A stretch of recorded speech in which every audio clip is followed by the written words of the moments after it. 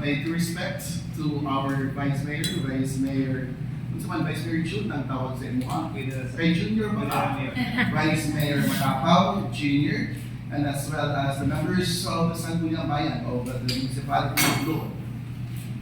I remember when one of our board members visited me 2 weeks ago, Dr. Lutia Maculo. When she visited me last February 6, she went around also. I think it's her, 4th or 6th times na nag-visit me. I remember her, niyon siya, na matuyo ko, pero kita ko sa imuhang syudad. Kada anigid niya, sige siya, matuyo ko, pero tanaw ko sa imuhang syudad. Maybe we don't have that Capilao Islands and Sandingan Islands na duha ka buok na very maayo kay attraction sa inyong. And your town was established way back 1753. Sakto ba ko? And ang amuang isugod na mo o 1961. Unang nakaingon ko that there is maybe a huge comparison sa paghatag kay just because number one, layo kaayo na nagsugod mo o dugay-dugay na but nilingon yung kumpirmi sa kung balik-balik sa una-una naatay pirmi na common. While you have the seas dito, nagdaghan ka ispol, dako kaayo, daghan po kayo may tubig din sa usan. It's just because as you can feel right now and you can see, daghan may rivers, sige o uwan, jamoy dagat. Wala makaingon ko pirmi that di sa pag wala gapunta, naagapon tayo something common. You have your salt water and we have fresh water here in our city. And I would like to thank, of course, the municipality of Loon for choosing Bayugan ang inyong lugar na kung asa mo dapat mag-benchmark. By the way, na-introduce na ba sa inyo ang ato ang mga city council members? Yes. Si Vice Mayor Kim, who is my older brother. Walang may buhat, mas tigulang din ako kaysa siya. Pero mas tigulang siguro ko tanaw. But anyway, dagang salamat sa inyong mga pagpili sa syudad. Dili anak kada po ang syudad. Kung mayroon mo sa uban ng mga syudad, o kumpara dito sa dumala ni Jane Yang na tagbilaran. But, usa lang po ang amuang giputang dinhi pirmi kang una-una. Each one of us in the local government unit of Bayugan, ang amuang mindset is mupuyo rami kung saray naa na mo. Our city, balikod ako, kapasigarbuhon ko, since ang akong mother, father, akong isa ka brother, and even I, we didn't engage with loans. Wa mi nangutang yun ever since. Mo nang mukaingon ko na kung unsa ang pagpadagan sa syudad, maura to ang ato ang kwarta nga kita gikan sa local resource income o ang ato ang national tax allocation. The developments that we have here in our city, it's all from the people nga nituo o bibiyal and dibayad sa ilahang mga local tax o even tax na palulungan to sa ato ang BIR nga gikuha palulong sa national government. Our city right now naguna-una pirmi og daghan ng mga programs and programs in which that I believe nga dapat ibutang sa una-una that really dapat na ay competition but it should serve dito sa purpose ng ikinahanglan nato. I believe that sa Bohol ang pinakadaghan og local college or colleges na ato sa Bohol karon you have every town I think Murag na ay mga local LUCs. Almost inyong towns na ay LUC. So mo na makaingon ko, here in our city, we have also our LUC here. And of course, without like pagwala sa direction that kung naatay ingon anak nag-establish, we need to see it that tanan kulang nga gusto nga punan diha sa atong community na. You know what, in our country, as of the moment, we lack teachers dito sa early childhood development centers nato. And we need to have that. It's just because mauna ang lugar na diin bukurma ang mga bata, in which I believe that your chairperson sa committee diha sa the basic services, social services, na apil na diha mabutang. And I hope that with that kind of direction nga mo ang himo karon, mo na among i-share na usa karon sa inyong pagbisita. We established our local college. It's just because kana ang atong kulang base sa feasibility study o sa rekomendasyon sa Commission on Higher Education. Kulang ta og office workers. Therefore, ang workforce at ang himuon nga i-ready nato. And that is why ang direction sa local college din sa Bayugan, kay pag-abot sa second to third year, maghimo na silang civil service passer. Mauna ang direction kaya para pag-uman nila og kolehiyo, mawala na sila worry na dili na sila makatrabaho kay eligible naman sila dito sa pagpag-empleo nila.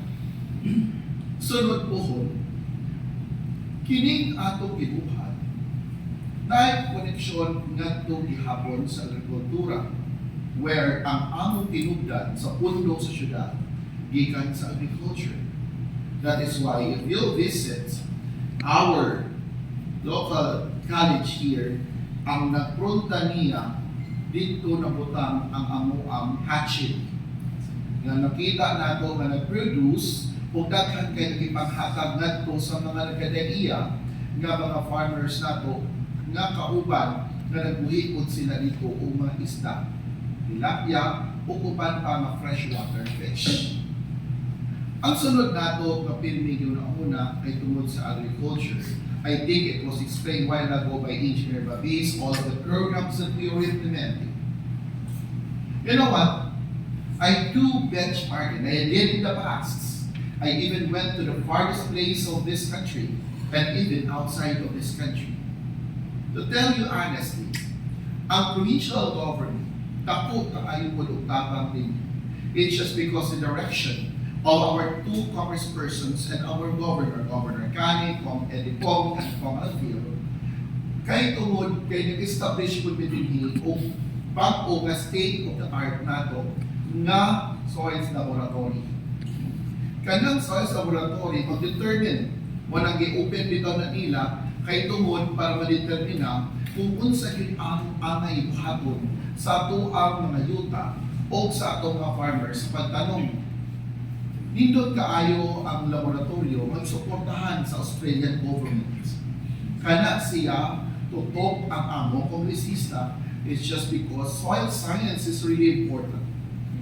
The mayors and the governor went to Australia and even went to Thailand and Japan just to see and check all sa ilahang gihimo nga mga laboratorio. And one good thing, ang gobernador sa Agusan, Governor Cani, o ang congressman yun na mo, labi pa ang congressman Edipo, nag-focus yun siya anak na mo din.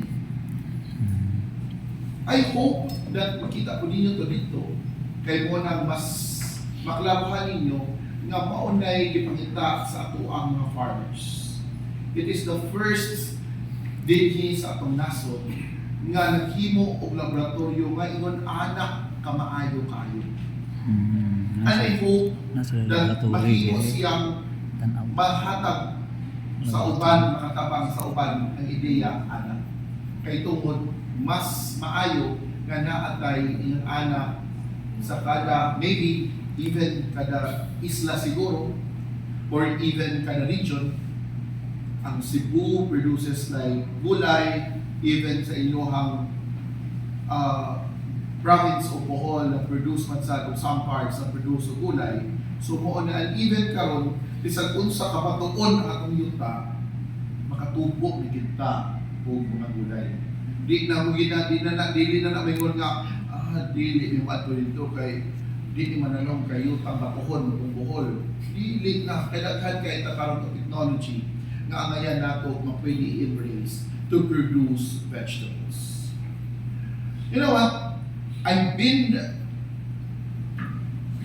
sa tanan halos na lugar sa Pilipinas when I campaigned as national president for NNYL before. When I started my campaign, ako nakita ang kagwapo o kanindot sa ato ang nasod. And tungod ni Ana, mo na'y nagsugod nga sa inyuhang lugar dito sa Loob, aduna kamoy 11,000 ka hectares nga yuta sa tibuok Loob. Aduna kamoy 43,000 ka mga tao nga nagpuyo sa Loob. Kung naamoy ingon ana kadako nga yuta, o ana managhan ng tao, kung ang halos mo yuta o ang eltek sa 40,000 adunay na 5,000 o isang 3,000 lang ang engage sa agrikultura, siya mo'y magutom sa loob. You know what? I keep on saying that kining benchmark, mas basin pa pag adto na ko sa luon-puhon, mas nindot pa ang iyong nabuhat kaysa sa inyong sa nabuhat dito. It's not all about kung unsa ang amo ang naabot. It is all about sa pagtudlog kung unsay among gisundan, kung maybe mas mapanindot pa mag-abot sa inyo. Yes. I remember when I started as mayor, tulbaan ko because una na akong pagsugod. Naingon ko sa kagalingon, unsa pa may akong buhaton. Di man ako pwede masaway ang akong amahan, inahan, o akong igsuon. Kaya sila may nagpunan ako. So ang akong gibuhat, I started sa ako ang journey sa pagtahan sa kagalingon as mayor. Nga nituyo ko sa bayugan, nga wala ko nagsakay sa sakyanan. Akong gituyo nga nagpaktas ko, so may tawag sa inyong baklay, baktas. Sa tibuok syudad, o even sa mga lugar nga wa jamoy kansada. Mo nang dito na igawas ang pangunang-una o kiplanuhan, gitagaan nato og sakto nga consultation gikan sa civil society organizations nato, ang ato ang mga CSOs, ang ato ang mga partner nato sa gawas sa gobyerno, kung unsaon o unsay ulo sa mga tao. When I started that, nakaingon ko sa akong kaugalingon, okay, let us do something for the people, for them, nga mahimo kamugaan ang ilahang panginabuhi. All of them, they produced a lot of agricultural products. Tanan mga pananumugawas na yung bito ko nga halos tanan na ito ang kalabasa, basi taga nagsigbin ani kay wa panagawas. It's just because ang kalisod sa dalan o sa road, ang kondisyon sa road during that time, it was really bad. When I started as mayor in 2019, kaya naamay sobra akong brother, kunya nagdumandungan pag itong pandemic, gindungan na ako ang infra o pandemic na kaingon ko sa Ugalingon, basin bayawan. So nag-lockdown man, and there's no reason for our construction workers to move around. So nakafocus na sila sa project. Mo itong dako kaayo ako ang nahuna-hunaan ngayon kung di sila muna-ulakaw, diyan na sila sa community and will hire workers, and there is a huge economic activity because kung gawas ang kwarta sa local government, kaya puro man ayuda ang una-una sa tao sa una. Basta karon. Diyan mo may ayuda, asa man ang bugas. That's the reality during pandemic. And it was an opportunity for this local government to more himo kung maayo kung lindot ng mga butang. And that is why, during that time, wa man sila ikapainan, kay paghatag sa pandemic, sinakuman na bugas ang mahatag din.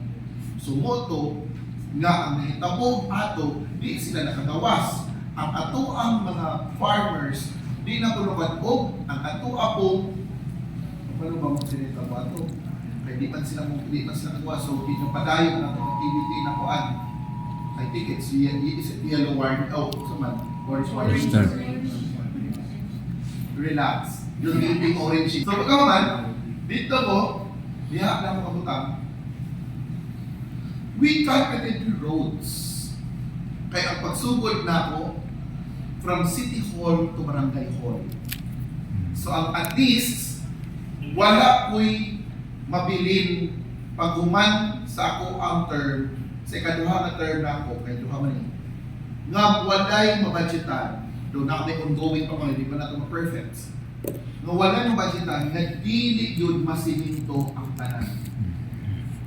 Sa kaluyan sa mo, na human na o budget o even ang usa na lang kabarangay ang walay barangay kan o walay na siminto madalan kanina lang yung barangay Mount Ararat nga tumisang adlaw at isang semana akong gibisita o hapit na gid mahuman.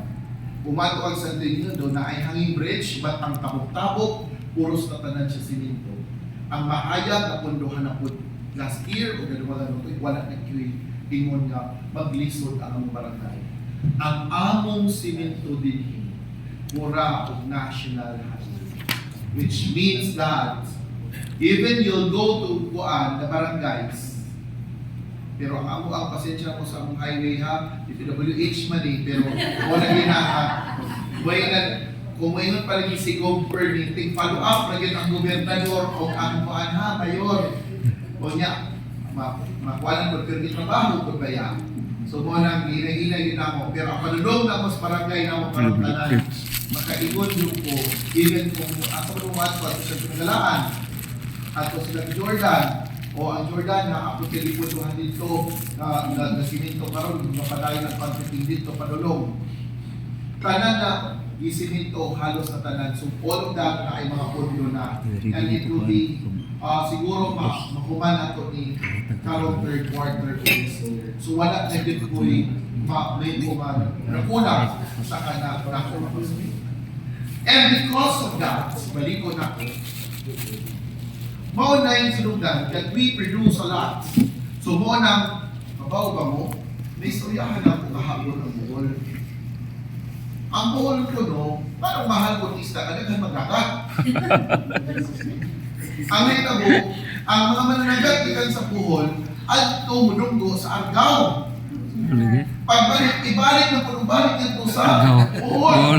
Hasta mahala, maupo din sa bayugan, di mo nag-isa na may something in common. Mabaw ang mo sa mga, ang among mga buyers din, mudarik tabisan na kami buwitan ng activate o timbangan ng bayan o katungkanan nato sa market nato din. O kako ang what we call this, kanang dito ang ato ang mga produce ito tantanan para isa na upalit. Ay kapag ko sa dito po sa mga paliton sa taga lain lugar. Pag abot dito sa tuwan, ikarkar ko balik din paliton ko sa taga Bayugan. Maumaot ang istorya. So mo na nakaingon ito po yung sa kanila hindi na mo kita yung daghan, kita may jamay wala yung tayuan. So mo nang balikon na po. Mo na yung bantayan. Kung naamoy local ordinance ana, na magbilin mo sa inyong consumption sa pagkaon.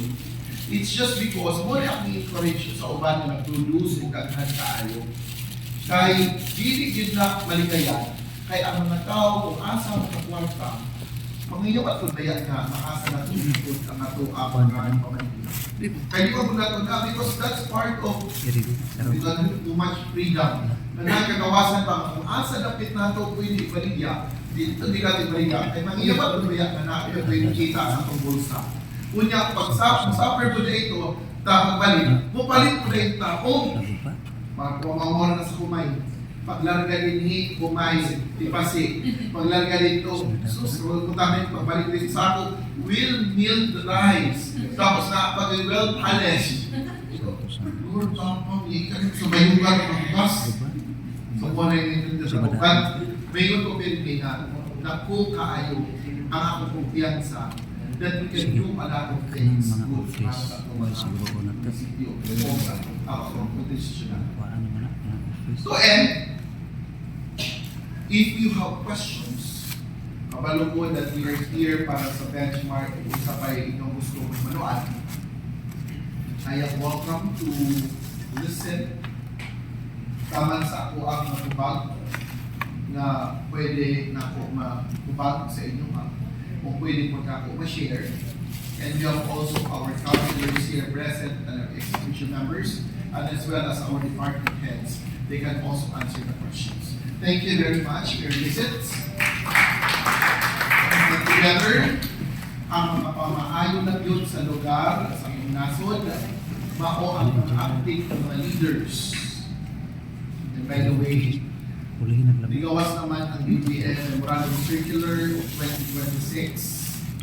Ang mga munisipyo, naman lang na po yung I don't think, hindi nila ihatag na because kapit ang eleksyon. Ang mga munisipyo makadawag mag-ready ang 20 million in addition.